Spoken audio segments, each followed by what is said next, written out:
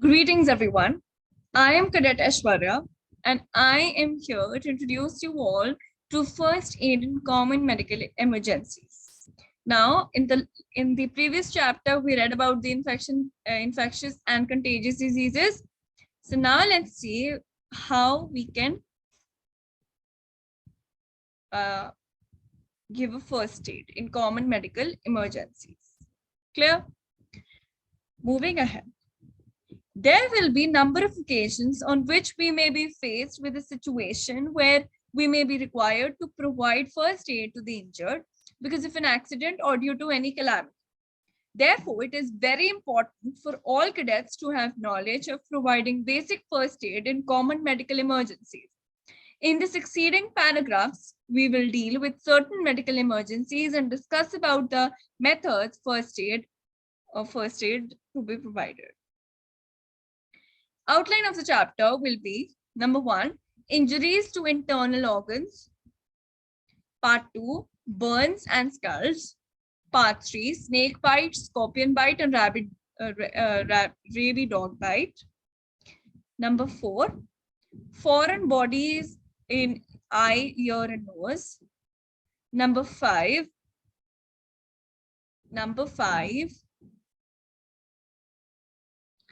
asphyxia. Part 6, insensibility or unconsciousness. Part 7, artificial respiration. Part 1, injuries to internal organs. These injuries cannot be seen but can only be suspected, where bleeding instead of coming to the surface occurs into the cavity of chest or abdomen, wherein important organs like heart, lungs, liver, or spleen might get ruptured. The following symptoms are observed in case of internal injuries. Number 1 is cold, clammy skin. Number 2 is weak and rapid pulse. Third is shallow sighing and breathing. Fourth is face pinched and pale. Fifth is eyes deeply sunken with dark rings around them. And sixth is patient usually restless and anxious and may lose consciousness. So all these are the symptoms which are observed in case of internal injuries. All right. Then is first aid treatment. Number 1, keep the patient warm and lying down with feet raised up and head kept low. Second is apply cold application on the suspected injured region. Third, cheer up the patient, make them happy, right? And fourth is arrange medical attention as soon as possible. Clear? Part 2, burns and scalds. Burns may be caused by heat, either dry by contact with fire or flame, or wet as caused by moist heat such as hot water, hot fluids, and steam, which is called scalding. Chemical burns may be caused by strong acids or alkalis as well. Clear? First aid treatment to this. If the burn is chemical, let water from a pipe or hose flow freely on the bone so that the chemical flows off. Second, protect the burnt area by applying bandage or cover exposed part with clean towel or cloth. Third, give complete rest and plenty of fluids to the patient. Fourth, reassure the patient. Fifth, give him morphia or if required. Sixth is evacuate the patient to the nearest hospital or dispensary. Clear? Part 3, snake bite. In snake bite, the poison is infected by the snake through a pair of hollow and deeply grooved biting fangs. The majority of bites occur on parts of limbs which are exposed like hands, feet, and lower legs. First aid treatment to this is all cases of snake bite should be treated as being bitten by poisonous snakes. The first aid treatment will be as follows. Number 1, make the victim lie down comfortably. Give convincing reassurance against fear of death. Third, apply a light constricting tourniquet with handkerchief, bandage or shoelace above the knee for a bite on the leg and above elbow for a bite on the arm, so that the poison does not flow to all parts of the body. Wash with soap and water, use water freely. Then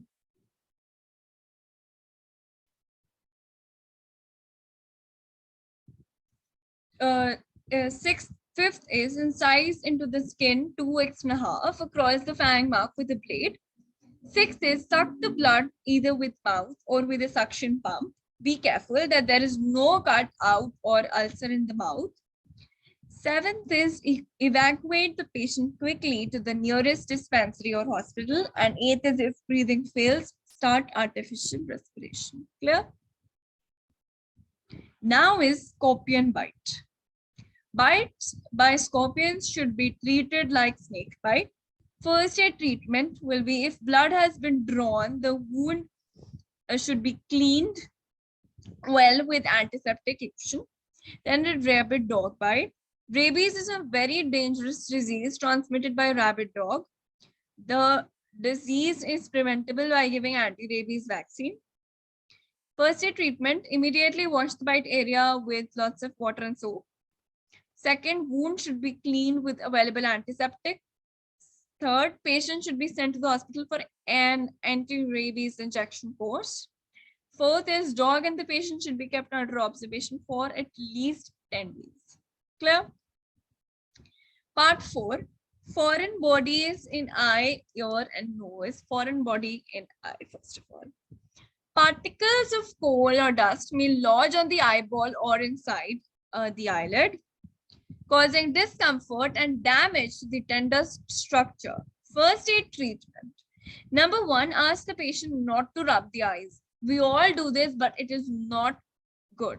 Clear? Second, wash the eye with water repeatedly for a minute or two. Third, search for the foreign body by lifting the upper eyelid and parting the lower eyelid down. The patient should face the light. If the foreign body is seen, it can be wiped off with a moistened corner of handkerchief, cloth, or cotton swab. Fourth is if foreign body is fixed to the eyeball, patient should be sent to the hospital with a light eye bandage. Clear? So these are the first aid treatments for a foreign body in the eye, right? That is foreign body in ear.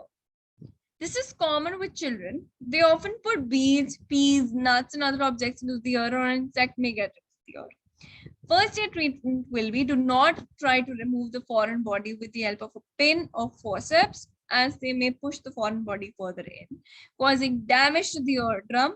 The patient should be sent to the hospital.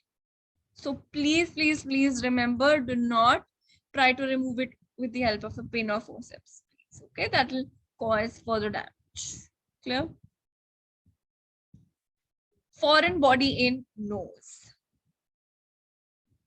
This is common occurrence among children. They might put peas, beads, etc. in the nostril. Blowing the nose and sneezing may expel the foreign body. Make the casualty breathe through mouth. Do not try to remove the foreign body and send the patient to the nearest hospital. Part 5 is asphyxia. The tissue and organs of the body are supplied with oxygen through respiration, essential for the functioning of body. Respiration consists of inspiration, expiration, and a pause. During inspiration, air is drawn inside, causing the lungs to expand. During expiration, the lungs contract and air is pushed out. The respiratory system consists of the air passage known as respiratory tract and lungs.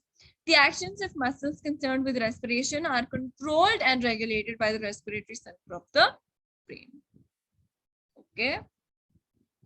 The causes of asphyxia is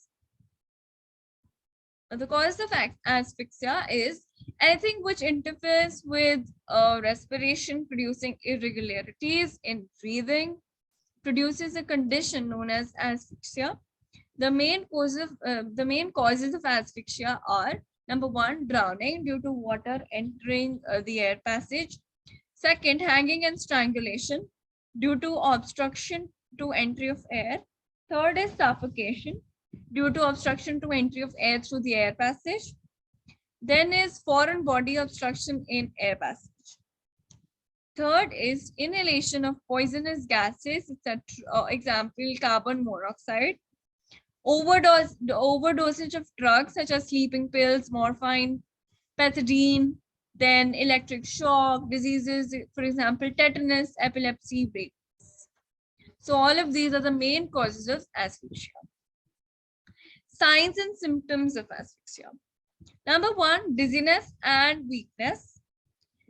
Shortness of breath rate of breathing increase.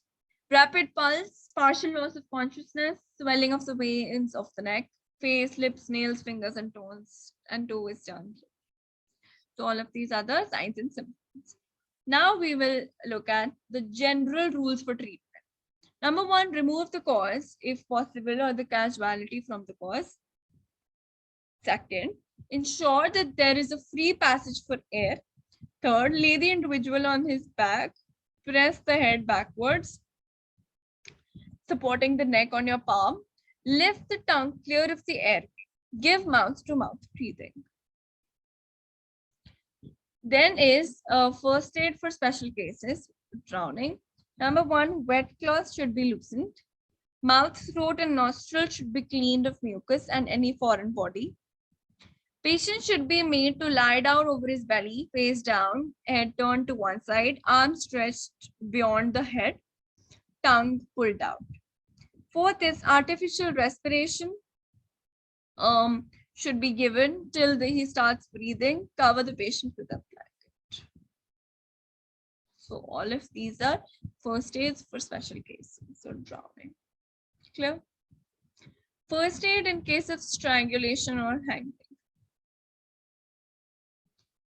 Cut the constriction, clear the air passage, start artificial respiration, give inhalations if possible, make the patient warm and comfortable. Bend the casualty's head and shoulders forward to dislodge the obstructions. In case of small child, hold him upside down and thump his back hard between shoulder blades or encourage vomiting by passing 2 fingers to the back of the throat. First aid in case of suffocation by poisonous gas, protect yourself and remove the casualty from the gas as early as possible.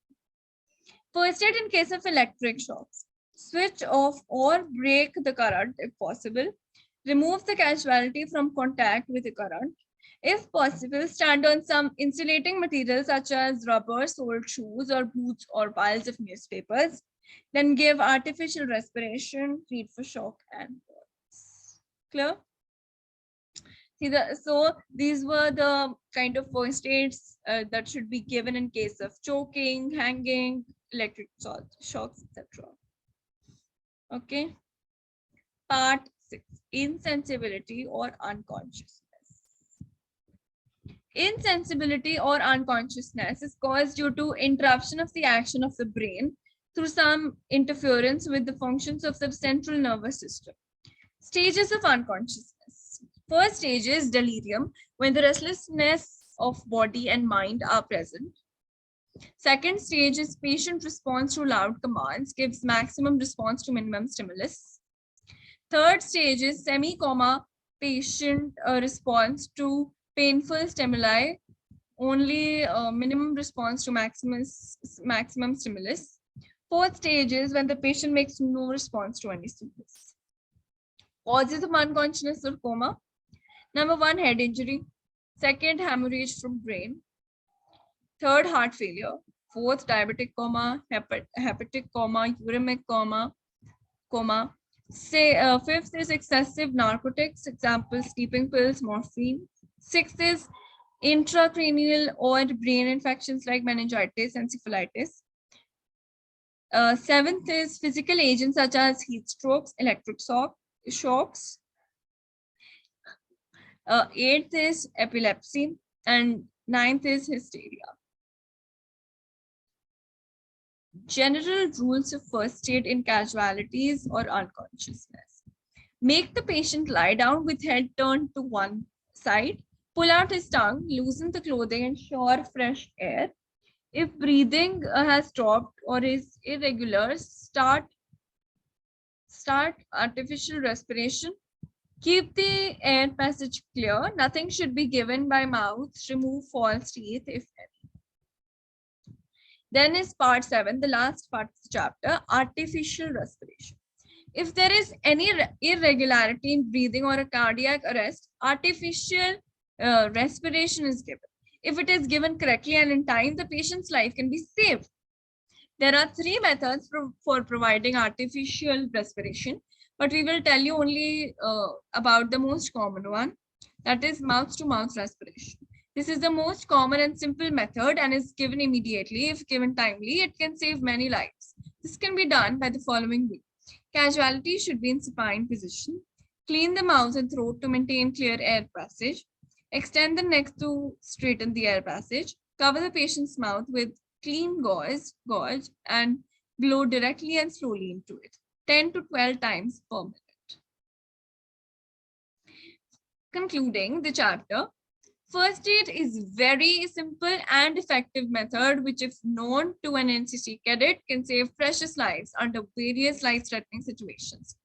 The crucial aspects are promptness and correctness in administering first aid.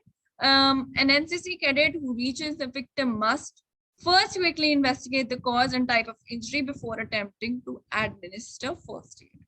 Right? I hope the chapter was clear to you all. This chapter is completed now. Thank you so much. Cadet Ishwarya Chabra now signing off. Thank you.